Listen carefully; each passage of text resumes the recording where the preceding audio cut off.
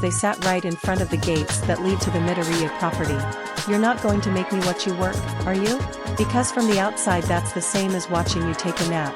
"Not quite." Ren chuckled, as the gates opened in front of them. "Just wait." The two drove into the forest, down the main road towards the Foundation main building. Futaba looked out the window as they drove, and saw a seer pass them by. "So that's a Grimm. Beings made of negative thought made manifest. If only I could get my hands on one of those.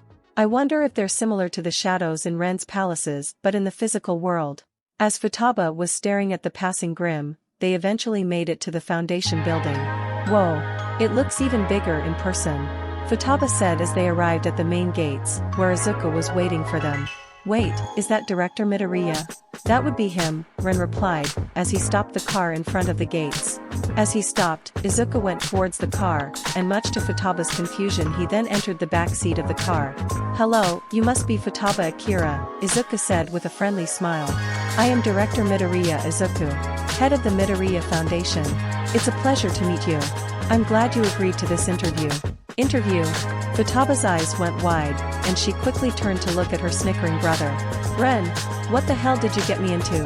Izuku gave her a confused look. "Wait, do you not know what's going on here?" "No, Ren just told me, to get in the car I have a surprise for you," Futaba explained frantically as she glared at Ren. "Ren, what the hell, you smug bastard." "I see." Izuku sighed, catching on to Ren's little prank, as they started to drive away from the main facility, and towards the lab. "Well then, please let me explain. I heard about you from Ren, and thought that a cognitive matter researcher would be a great help to my scientific branch." "Oh yeah, I almost forgot you opened one of those," Futaba recalled before her eyes went wide with realization. "Wait, does that mean I might get the chance to study those Grimm? And actually, get a real job on top of that?" "Hell yeah. Don't get too ahead of yourself, you still have to pass the interview," Ren reminded her. "Oh right. Wait, are we gonna do the interview in the car?" Futaba asked. Izuku shook his head. "No, the interview isn't with me, I'm just here to watch." And with that, they started coming up on the lab. "Whoa." Futaba whistled when she saw the lab, amazed that she may have the opportunity to do her research there. They parked in front of the lab, and all three of them exited the car. "The person in charge of your interview will be the head of the scientific division," Izuku explained as they headed toward the lab. "She's a rather nice person, so don't feel too nervous." They opened the door and entered the reception hall, where they found Mai and Uchi speaking with two other men.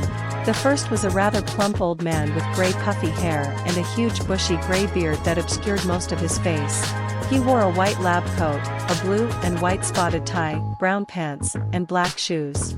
The other man was seemingly much younger, with smooth black hair styled in a man bun coming out of his white hat, and a much smaller beard only covering his chin. He was very tan and very built, which was easy to see given as he didn't wear a shirt under his open lab coat, exposing his abs, and his gray shorts did little to hide his toned legs.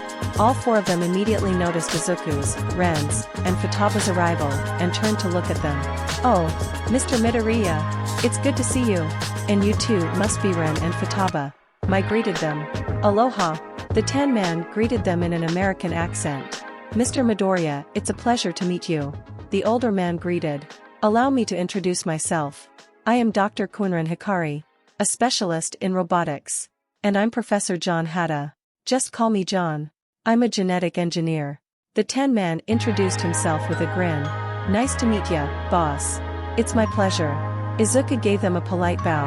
"I just came to see Ms. Futaba here off, and welcome you two of the Midoriya Foundation."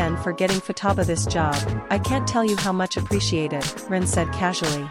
Hopefully she'll be the one doing me a favor with her work, Izuku replied as he sipped his coffee.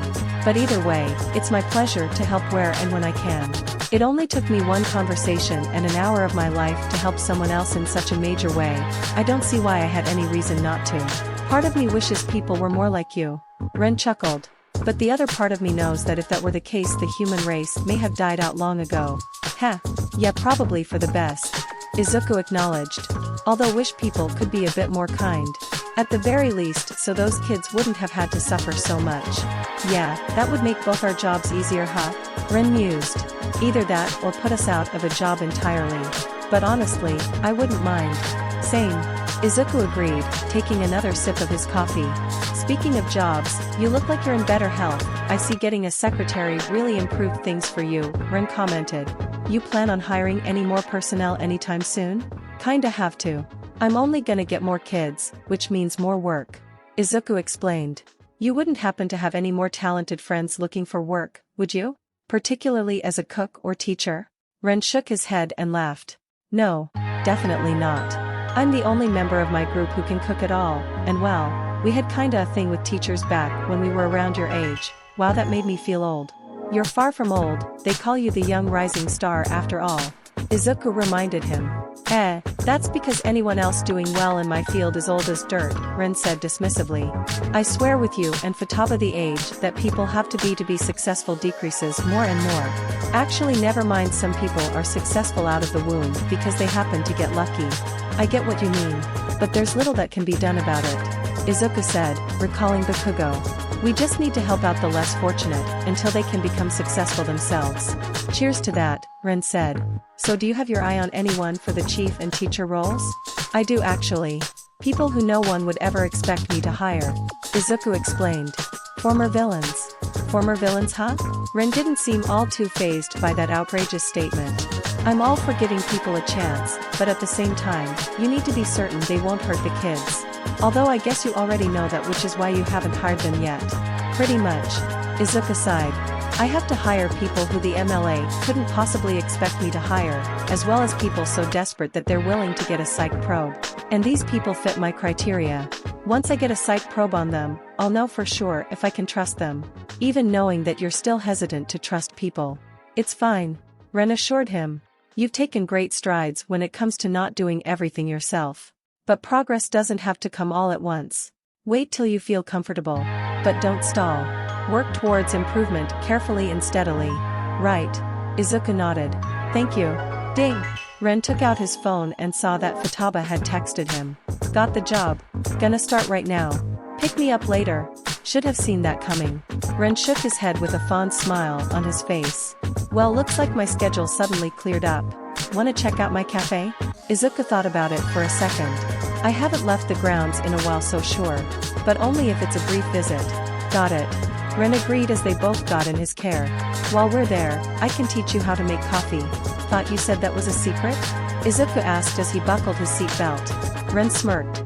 For you, I'll make an exception. Besides, you probably need it.